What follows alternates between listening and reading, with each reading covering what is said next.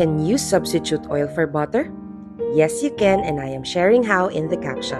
For now, I'll be showing you a comparison between a butter-based and an oil-based cookie.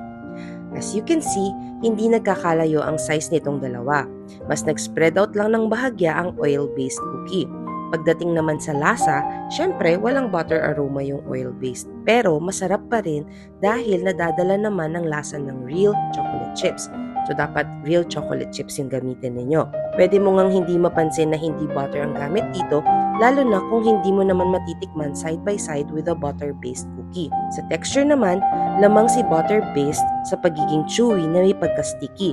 Itong oil-based, chewy pa rin pero may pagka-soft siya and more crunchy edges dahil na rin siguro sa mas nag-spread out siya. So as you can see, pwedeng gumamit ng oil for baking cookies para mas makamura o para mas healthy. If you find this helpful, make sure to follow for more.